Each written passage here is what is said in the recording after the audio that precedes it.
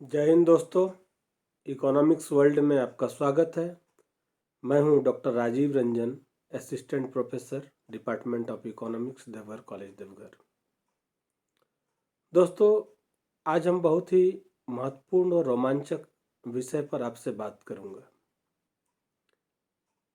आज का टॉपिक है जीवन क्या है, जीवन का उद्देश्य क्या है, जीवन का अर्थ क्या है, जीवन का दर्शन क्या है।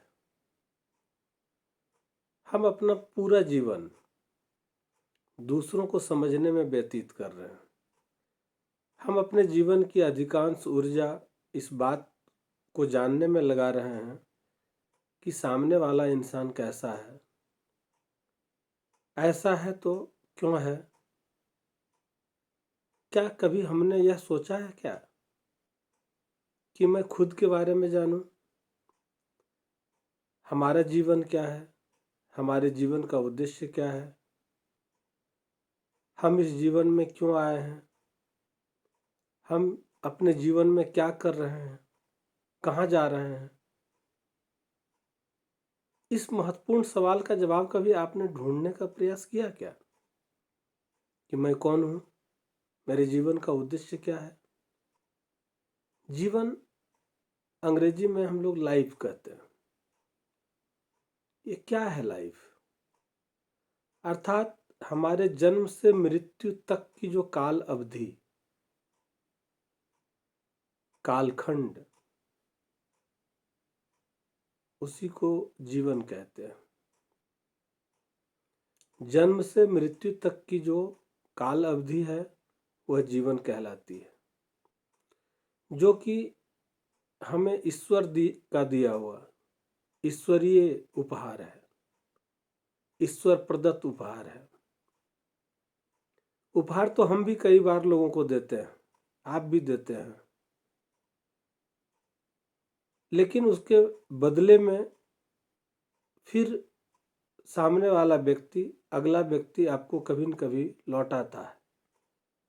लेकिन क्या ईश्वर द्वारा दिया गया यह जीवन रूपी उपहार के बदले हम कुछ लौटा पाते हैं उनको? नहीं। तो इतने बहुमूल्य, इतनी बेशकीमती उपहार के बारे में हमने कभी समझा है क्या? कभी जाना है क्या? नहीं जाना। क्या हमारा जन्म हमारी इच्छाओं से होता है, हमारी इच्छा के अनुरूप होता है? नहीं। यह तो मात्र नर और मादा के संभोग का परिणाम होता है,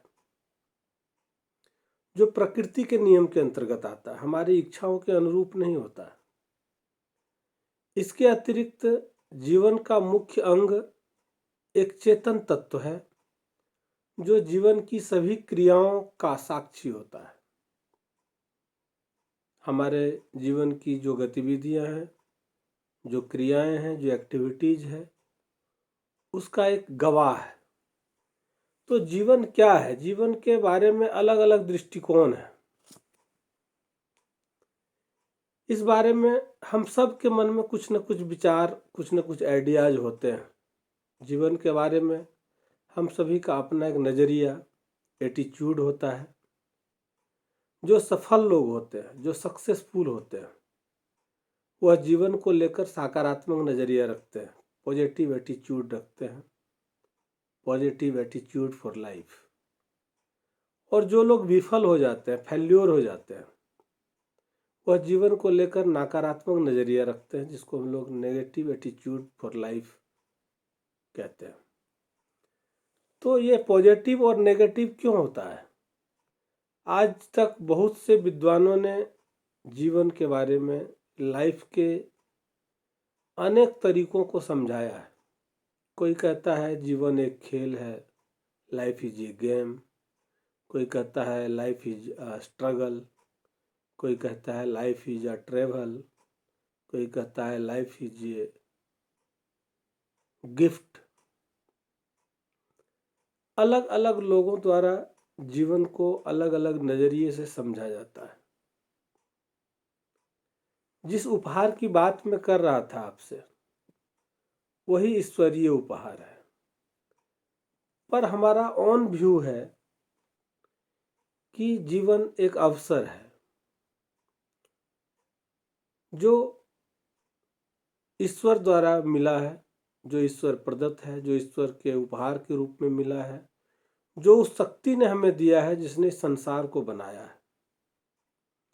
हमें इस संसार में भेजा गया है और जीवन के रूप में एक अवसर दिया गया है ताकि हम कुछ कर सकें, खुद के लिए, अपने परिवार के लिए, अपने समाज के लिए, अपने राष्ट्र के लिए, और इससे ऊपर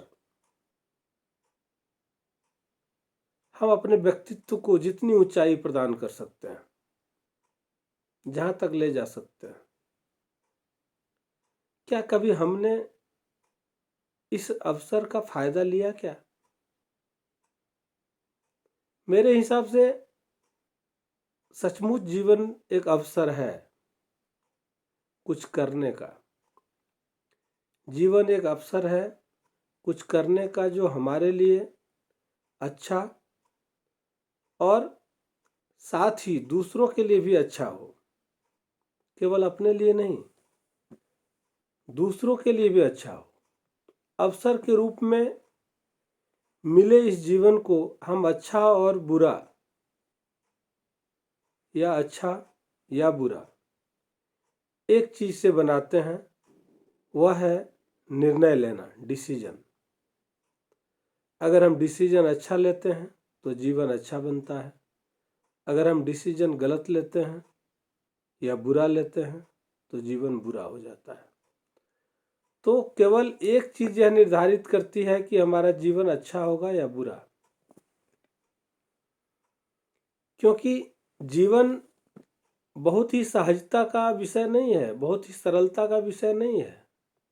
इंसान के जीवन और उसके अंदर चल रही भावनाओं को समझना बड़ा ही कठिन है, क्योंकि हर इंसान की सोच में भिन्नता होती है। जितने तरह के लोग होते हैं उनकी सोच भी अलग अलग होती है।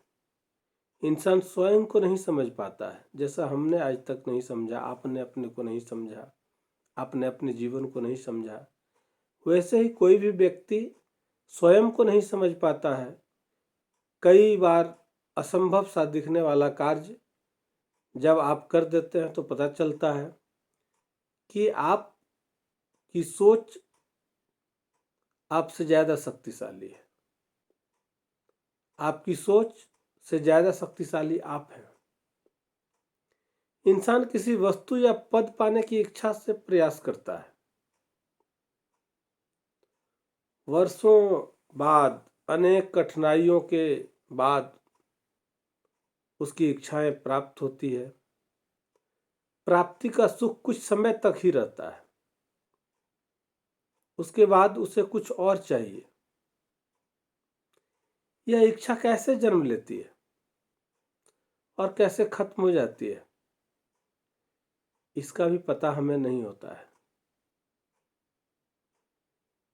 मानव जीवन और स्वभाव में हर पल, हर क्षण परिवर्तन होता रहता है। लगातार मानव का जीवन और स्वभाव बदलता रहता है,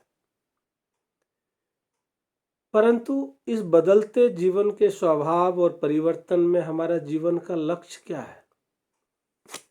क्या लक्ष्य होना चाहिए हमारे जीवन का?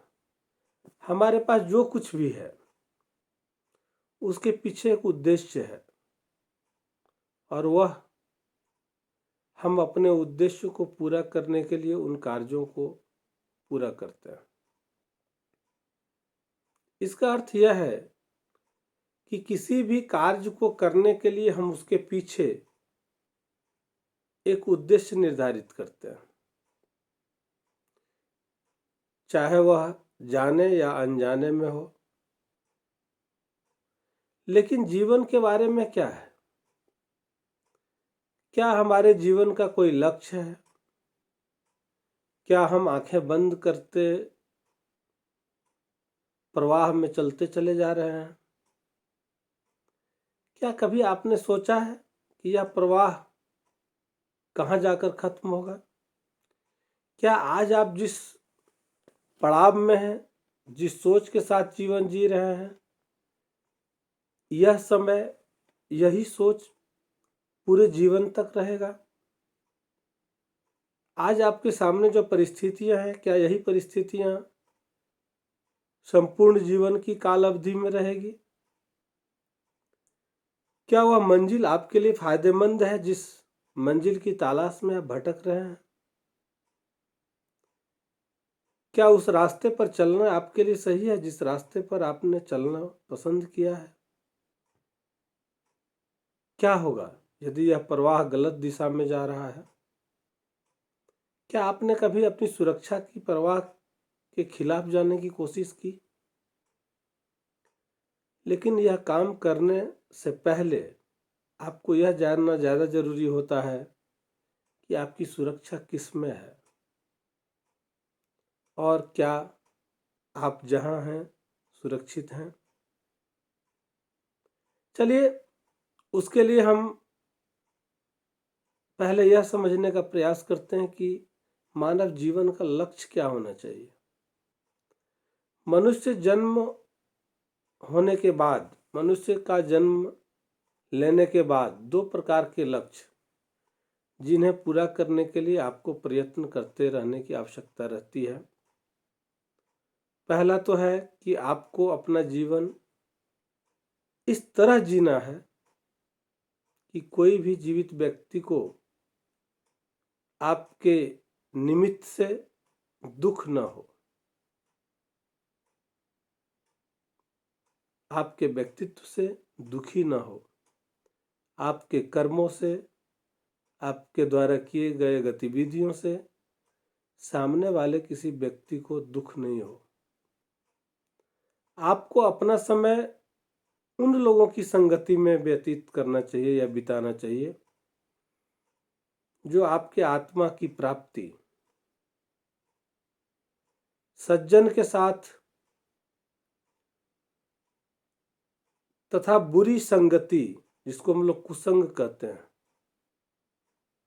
यथासंभव यह प्रयास करना चाहिए कि हम बुरी संगति से या कुसंगत से बचें।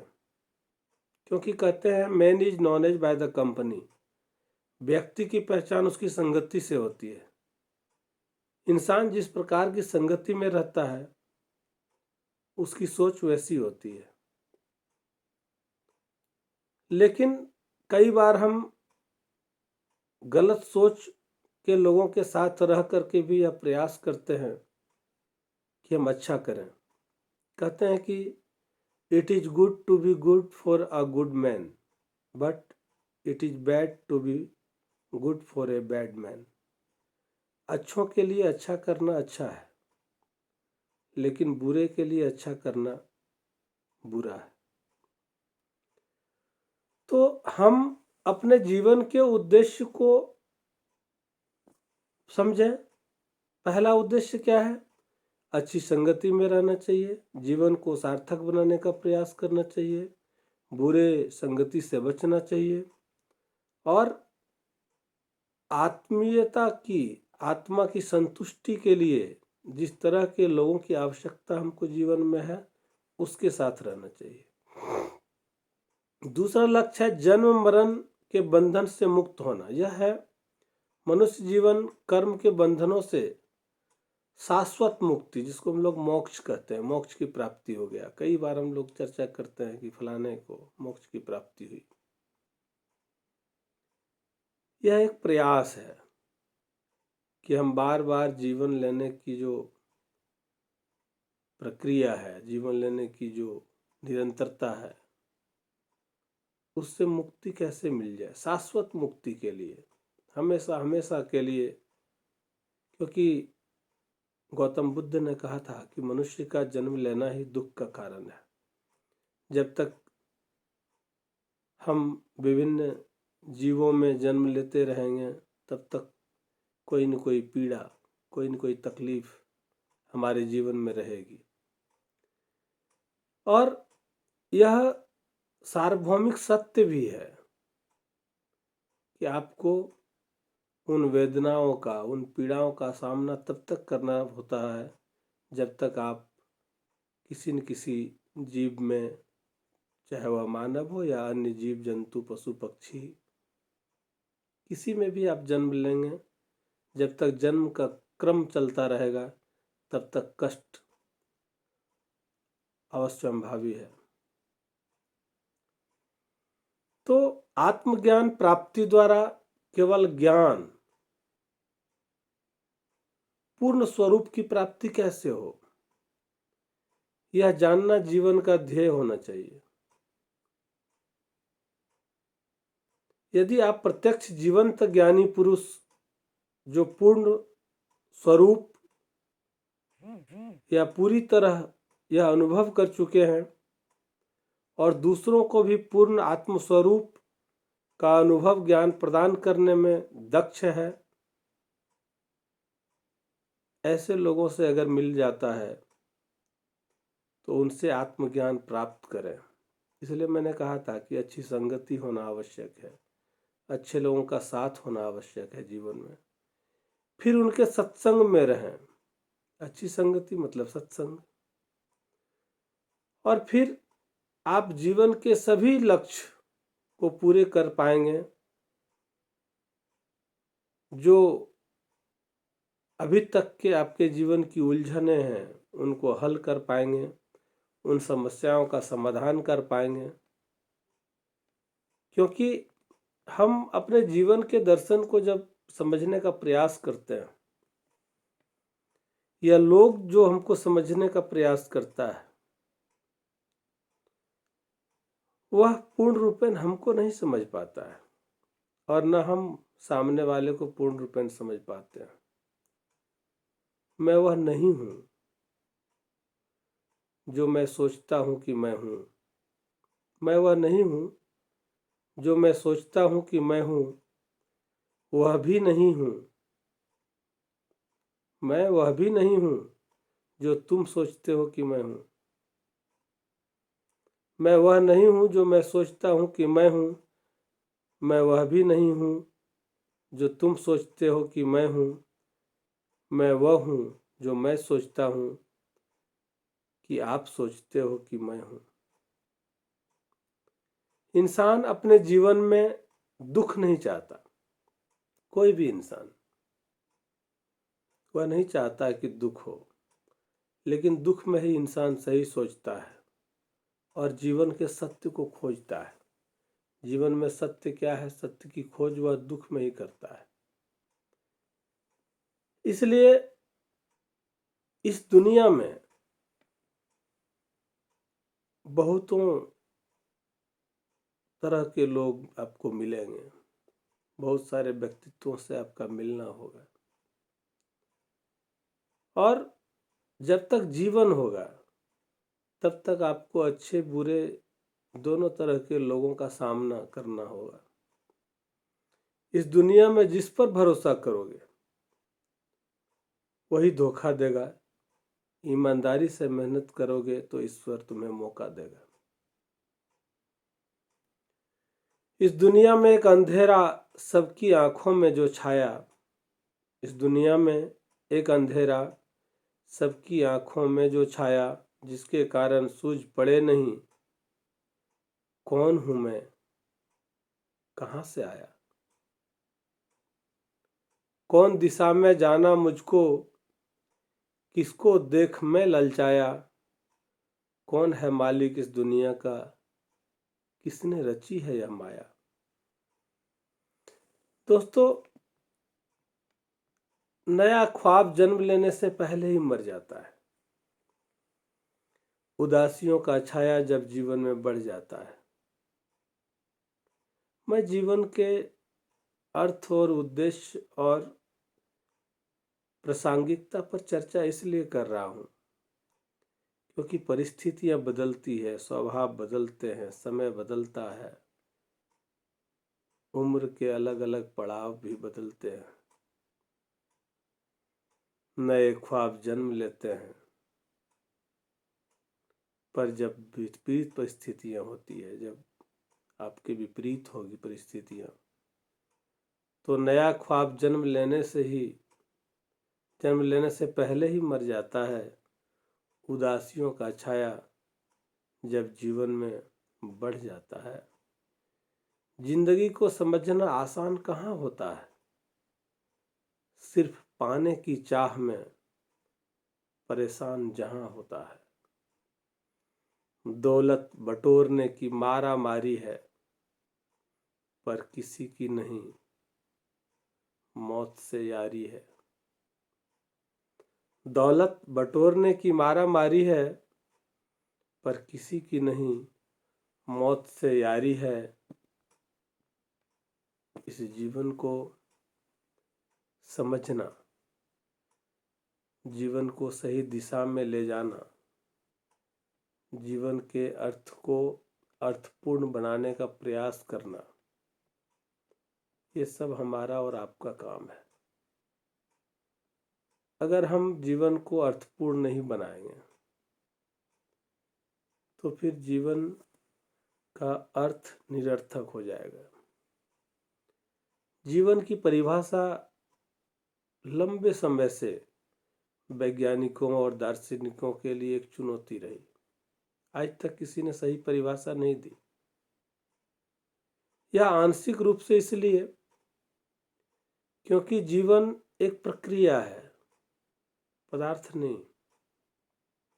यह जीवों की विशेषताओं की ज्ञान की कमी से जटिल है।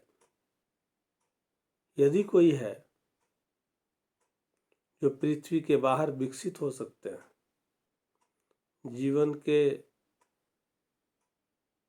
जीवन की दार्शनिकों के परिभाषाओं को भी आगे रखा गया है। इसी तरह की कठिनाइयों के साथ साथ